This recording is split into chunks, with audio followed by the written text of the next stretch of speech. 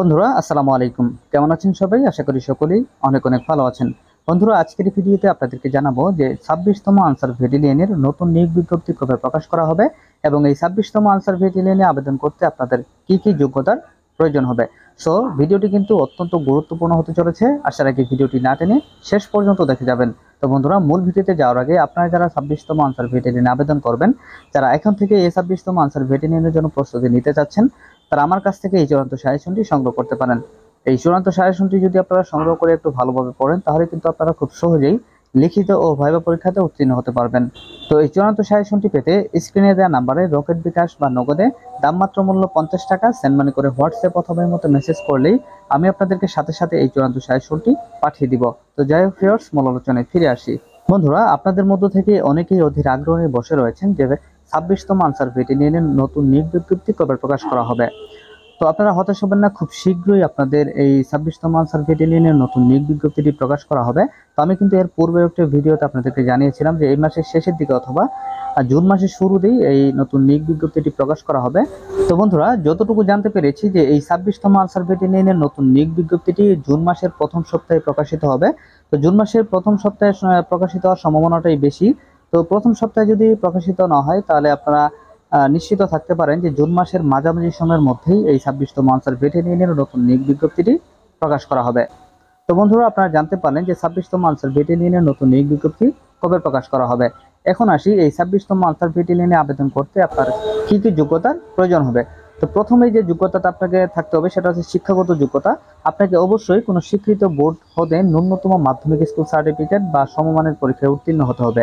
তো এখানে অনেকে একটা বিষয় বলে থাকেন যে ভাই আমি তো 2 পেয়ে উত্তীর্ণ হয়েছি, বা আমি 2 কম পেয়ে উত্তীর্ণ হয়েছি, সেক্ষেত্রে কি আমি এখানে আবেদন করতে পারবো কিনা। উত্তর হচ্ছে হ্যাঁ, আপনি অবশ্যই আবেদন করতে পারবেন।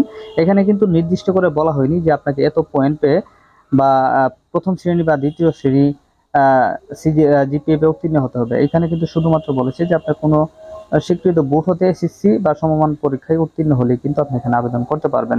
আর অবশ্যই আপনাকে কিন্তু অবিবাহিত হতে হবে। এখন আসি যেটা মোস্ট ইম্পর্টেন্ট, সেটা হচ্ছে শারীরিক যোগ্যতা। আপনাকে এখানে আবেদন করতে হলে আপনার উচ্চতা অবশ্যই 5 ফিট 6 ইঞ্চি হতে হবে। তো এক্ষেত্রে অনেকেই বলে থাকেন যে ভাই আমি তো 5 ফিট 6 ইঞ্চি, আমি তো 5 ফিট 7 ইঞ্চি, আমি কি আবেদন করলে টিকবো কিনা মাঠে। তো আপনি যদি 5 ফিট 6 ইঞ্চির উপরে হয়ে থাকেন, সেক্ষেত্রে আপনি অবশ্যই আবেদন করতে পারবেন। আপনি যদি শরীর সবকিছু ঠিক থাকে, তাহলে আপনি অবশ্যই উত্তীর্ণ হবেন। তারপর হচ্ছে যারা ক্ষুদ্র নিগোষ্ঠী রয়েছেন বা যারা মুক্তিযোদ্ধার প্রার্থী রয়েছেন, তাদের ক্ষেত্রে 5 ফিট 4 ইঞ্চি হলেও কিন্তু তারা আবেদন করতে পারবে। তো তারপর হচ্ছে মোস্ট ইম্পর্টেন্ট আপনার ওজন। তো এখানে আপনার ওজন হতে হবে সর্বনিম্ন 49.895 কেজি, অর্থাৎ এখানে কিন্তু আপনার উচ্চতা অনুযায়ী ওজনটা আদর্শ পরিমাপের হতে হবে। এখানে আপনার উচ্চতা চেয়ে যদি ওজন কম হয় বা বেশি হয়, সেক্ষেত্রে কিন্তু আপনি মাঠ থেকে বাদ পড়ে যাবেন।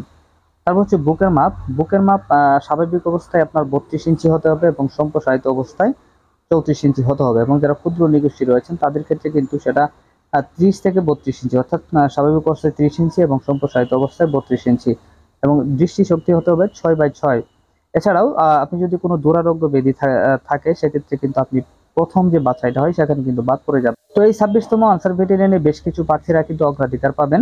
এর মধ্যে রয়েছে যারা অধিকতর উচ্চতা বিশিষ্ট, যারা রয়েছেন, যারা তালিকাভুক্ত আনসার ভিডিপি সদস্য এবং ক্রীড়াক্ষেত্রে অসামান্য কৃতিত্বের অধিকারী যারা রয়েছেন, তাদেরকে কিন্তু অগ্রাধিকার দেওয়া হবে। অর্থাৎ আমি আবারও বলছি যে যারা অধিকতর উচ্চতা বিশিষ্ট রয়েছেন, যারা 5 ফিট 8 ইঞ্চি 9 ইঞ্চি 10 ইঞ্চি, তারা কিন্তু এখানে অগ্রাধিকার পাবেন। এছাড়াও যারা তালিকাভুক্ত আনসার রয়েছেন এবং যারা ভিডিপি সদস্য রয়েছেন, তারাও কিন্তু এখানে অগ্রাধিকার পাবেন।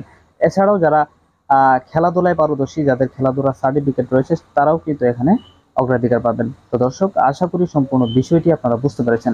তো এখানে কোথাও যদি বুঝতে অসুবিধা হয়, তাহলে অবশ্যই একটু কমেন্ট করে লিখে যাবেন, তাহলে আমি আপনাদেরকে বিষয়টি জানিয়ে দেওয়ার চেষ্টা করব। তো ভিডিওটি ভালো লাগলে অবশ্যই একটু বন্ধুদের মাঝে শেয়ার করে দেখার সুযোগ করে দিবেন। তো আজকের মতো এখানে বিদায় নিচ্ছি। ভালো থাকবেন সবাই। আসসালামু আলাইকুম।